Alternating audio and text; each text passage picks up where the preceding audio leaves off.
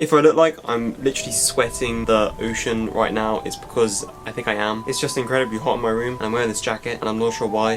That's a really weird way to start a video, but here I am. I've cried like a little bit at anime before. I've had a few tears in my eyes at certain sad moments. I think I cried at E.T. when I was a kid. I don't know why, I was probably just scared of E.T. himself, but I just remember crying at that. Hey everybody and welcome back to my channel. The Demon Slayer movie, it came out months ago, like 7 months ago, but I only just managed to watch it because of like COVID and all that. Like cinemas have just opened in Japan, not Japan, the UK, so I was waiting for that, but then I didn't end up going to the cinema. I just watched it at home in the end because I was like tired. I can't remember why. I actually wish I went to the cinema, but I watched it last night. I had a pizza, bag of crisps, and a big bottle of Coke, which I'm actually still drinking. This is like the really cheap Coke you can buy in the UK from One Stop, my favourite shop. This movie was just insane. It was like the most incredible thing I've seen all year. First of all, I think the main thing about this movie is just the animation. This literally has to be some of the best animation I've ever seen in anime, and I mean, like, it's fair enough, right? It's a movie. It's Demon Slayer. Demon Slayer Season 1 already had incredible animation, and by the way, spoilers in this video, but I actually cried for the first time during this movie. I cried a few times, but the first time, for some reason, when Rengoku did like the lion or the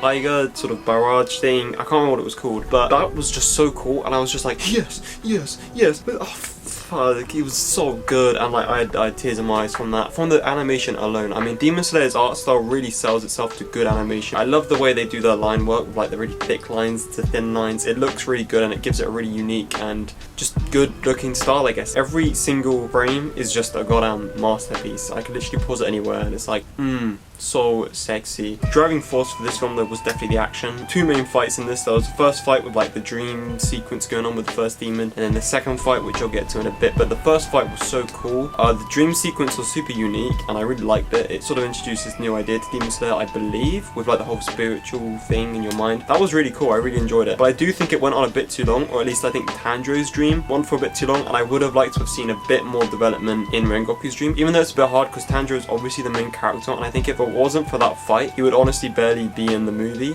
in a way. So I just think that was maybe a little bit too long, but I did love that fight. It was so epic, especially when Tanjiro kept having to kill himself in the dream. Tanjiro was really great in this film. He didn't get loads of development. It's quite hard to do in a 2-hour movie when you're mainly developing Rengoku, right? I mean, the scene when he comes down, the demon, I forget her name, but she shows him the visions of like his family all saying they hate him or whatever, and he's like, my family would never say that. I was like, oh, that was so good, because I didn't know how he was going to react there. I thought he was going to be like anxious and be like, oh my god, you're right, and then he'd have to develop from that, but no, he was just like, nah, my family would never say that, and was like, oh, it was so epic. I was just like, yes, Tanjiro, my baby, you are incredible, you are amazing. And one thing which I do not like about him, this was the same in season 1, but Tanjiro just has this thing where he just constantly feels like he isn't good enough, and I wish he would develop, maybe he does in the future, where he accepts that he's not good enough, because I think for the audience you're like, no, you've done so much, just give yourself a break, give yourself some slack, and he never does. So I really want to see him do that, because he didn't do it in this movie and it was a bit annoying. I think that's definitely his arc which he's going to go on, but like, give yourself a break. You're like 15 or something, I don't know how old he is, but he's a kid and he's done all this stuff and he's like, oh,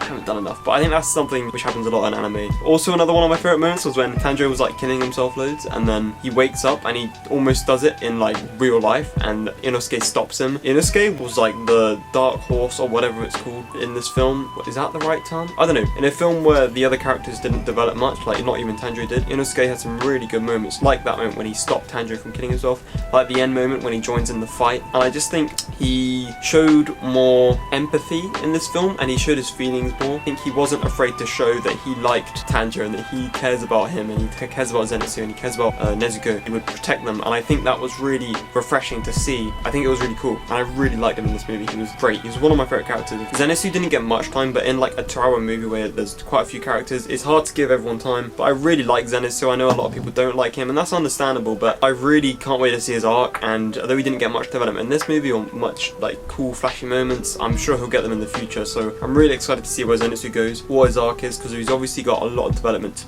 do, or to get on with, or to have. I don't know what the right term is, but he doesn't do much in this film, but he is really funny. And I think that's sort of his main focus, is just being comedic relief, but he also has a good arc ahead of him. Now, obviously, basically the main character of this film was Rengoku, and oh boy, Oh boy, the author, she does an amazing job at making you care for a character in so little time. I think in season 1 she does it a lot with the demons. Lots of anime do that, but I think Demon Slayer just does it really effectively and doesn't sort of spend too much time on it and just does it perfectly. And she really did that here with Rengoku. I unfortunately already had his death ruined for me, and I also knew that it was going to be super emotional because I saw those people on Twitter and on YouTube being like, oh my god, the Demon Slayer movie is so sad, oh my gosh, I cried so much. And I think I was about 30 minutes towards the end and I realized it's just going to be a big fight. Like, the last bit is just going to be fight. Rengoku wasn't going to develop that much towards the end, and I was like, how is this going to be emotional? I feel like I barely know him, and then boom, he dies and I'm like bawling my eyes out and I'm like, this is so sad. I've never cried this much in a movie ever. Like, I literally, like, ever. But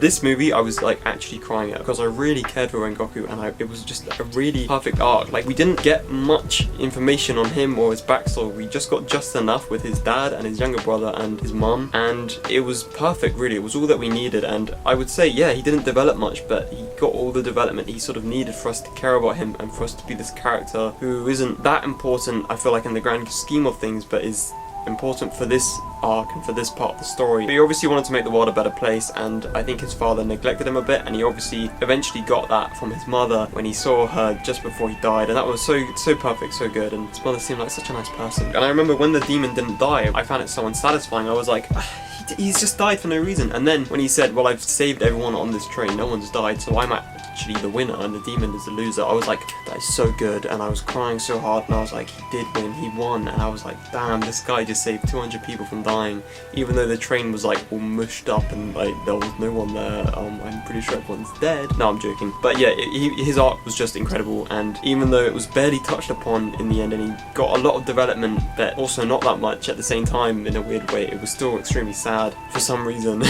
And I was really invested in it by the end. It was just great. So yeah, I mean, this movie's funny, it's really emotional, it's got incredible action, and it's got incredible animation, and the music is great too. Like, I'm going to be listening to those songs all year now. It's just got it all, and if you haven't seen Demon Slayer, do yourself a favour and catch up, because the first season is just incredible. It's genuinely an amazing anime, and honestly, you're going to love it if you haven't seen it.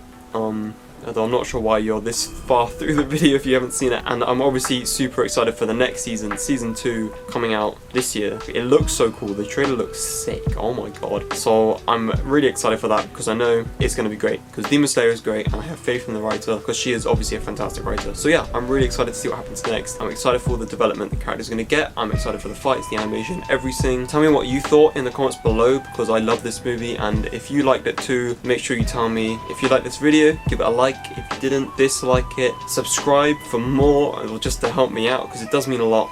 And I will see you in the next one.